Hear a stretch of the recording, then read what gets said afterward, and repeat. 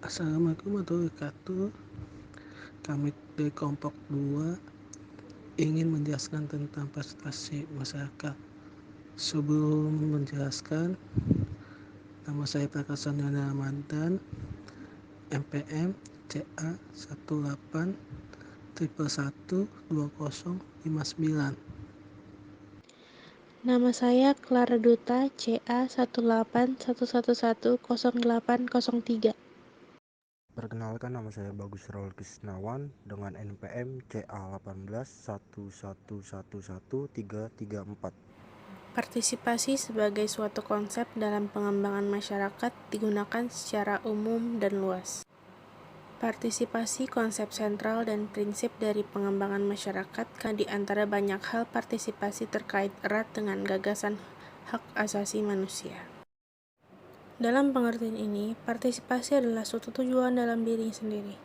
Artinya, partisipasi mengaktifkan ide hak asasi manusia untuk berpartisipasi dalam demokrasi dan untuk memperkuat demokratis deliberatif. Partisipasi adalah alat dan juga tujuan, karena membentuk bagian dari dasar kultur yang membuka terbukanya jalan bagi tercapainya HAM. Partisipasi masyarakat merupakan hak dan kewajiban warga negara untuk memberikan kontribusinya kepada pencapaian tujuan kelompok, sehingga mereka diberi kesempatan untuk ikut serta dalam pembangunan dengan menyumbangkan inisiatif dan kreativitasnya. Partisipasi sebagai tujuan. 1. Berupaya untuk memberdayakan rakyat untuk berpartisipasi dalam membangun mereka sendiri secara lebih berarti. 2. Berupaya untuk menjamin peningkatan peran rakyat dalam inisiatif-inisiatif pembangunan. 3. Fokus pada peningkatan kemampuan rakyat untuk berpartisipasi bukan sekadar mencapai tujuan proyek yang sudah ditetapkan sebelumnya. 4. Partisipasi dianggap sebagai suatu proses jangka panjang. 5. Partisipasi sebagai tujuan relatif lebih aktif bukan dinamis. 6. Partisipasi masyarakat merupakan proses di mana seluruh pihak masyarakat dalam membentuk dan terlibat dalam seluruh inisiatif pembangunan. Partisipasi masyarakat adalah suatu keterlibatan masyarakat di semua tahapan proses perkembangan yang ada di dalam suatu kelompok masyarakat. Pentingnya partisipasi masyarakat dalam suatu program pembangunan karena anggota masyarakat mengetahui sepenuhnya tentang permasalahan mereka seperti 1. Keadilan lingkungan sosial ekonomi masyarakat. 2. Mampu menganalisis sebab akibat dari berbagai keadilan yang terjadi dalam masyarakat. 3. Mampu merumuskan solusi untuk mengatasi permasalahan dan kendala yang dihadapi masyarakat. 4. Mampu memanfaatkan sumber daya pembangunan yang dimiliki untuk meningkatkan produksi dan produktivitas. Prinsip-prinsip partisipasi masyarakat. Menurut Departemen for International Development atau biasa disebut DFID, dalam panduan pelaksanaan pendekatan partisipatif Sumanpo 2004 sebagai berikut. Yang pertama, cakupan. Semua orang atau wakil-wakil dari semua kelompok yang terkena dampak dari hasil-hasil suatu keputusan atau proses proyek pembangunan.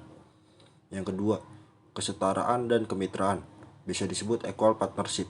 Pada dasarnya, setiap orang mempunyai keterampilan, kemampuan, dan prakarsa, serta mempunyai hak untuk menggunakan prakarsa tersebut dalam setiap proses guna membangun dialog tanpa memperhitungkan jejak dan struktur masing-masing pihak. Yang ketiga, transparansi. Semua pihak harus dapat menumbuh kembangkan komunikasi dan iklim berkomunikasi terbuka dan kondusif sehingga menimbulkan dialog. Yang keempat, kesetaraan kewenangan, sharing power atau equal powership. Berbagai pihak yang terlibat harus dapat menyeimbangkan distribusi kewenangan dan kekuasaan untuk menghindari terjadinya dominasi. Yang kelima, kesetaraan tanggung jawab, sharing responsibility. Berbagai pihak mempunyai tanggung jawab yang jelas dalam setiap proses karena adanya kesetaraan kewenangan, sharing power, dan keterlibatan dalam proses pengambilan keputusan dalam langkah selanjutnya. Yang keenam, pemberdayaan atau biasa disebut empowerment. Keterlibatan berbagai pihak tidak lepas dari segala kekuatan dan kelemahan yang dimiliki setiap pihak, sehingga melalui keterlibatan aktif dalam setiap proses kegiatan, terjadi suatu proses saling belajar dan saling memberdayakan satu sama lain. Yang ketujuh, kerjasama. Diperlukan adanya kerjasama berbagai pihak yang terlibat untuk saling berbagi kelebihan guna mengurangi berbagai kelemahan yang ada khususnya yang berkaitan dengan kemampuan sumber daya manusia. Selanjutnya, tingkatan partisipasi masyarakat. Yang pertama, manipulasi. Yang kedua, terapi. Yang ketiga, pemberian informasi. Yang keempat, konsultasi. Yang kelima, perujukan. Yang keenam, kemitraan. Yang ketujuh, kelimpahan kekuasaan. Dan yang ke-8 adalah pengawasan masyarakat.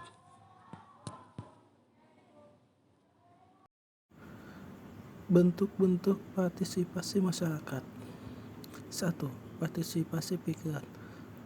Partisipasi ini dilakukan masyarakat dengan memberikan sumbangan ide atau gagasan yang dimiliki oleh masyarakat.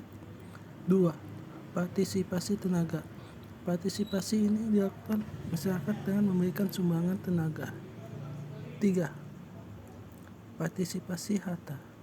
Partisipasi ini dapat dilakukan masyarakat dengan memberikan sumbangan berupa harta atau uang makanan yang dapat membantu pelaksanaan pembangunan.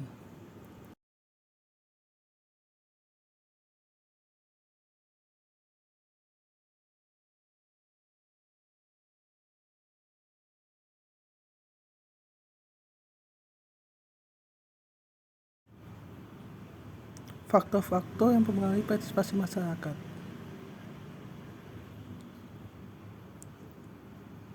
Terdapat beberapa faktor yang mempengaruhi partisipasi masyarakat dalam pelaksanaan program pemberdayaan, meliputi komitmen anggota masyarakat terhadap pembangunan. Partisipasi adalah kuat rasa kebersamaan, kesadaran, dan keikhlasan anggota masyarakat yang tinggi. Sarana untuk menunjang pembangunan partisipatif atau tenaga, dana, dan bahan. Program kegiatan pembangunan partisipasi adalah sesuai dengan kebutuhan masyarakat setempat. Sedangkan faktor-faktor penghambat meliputi sosialisasi mengenai partisipatif belum dilakukan kepada seluruh kelompok, koordinasi kegiatan pembangunan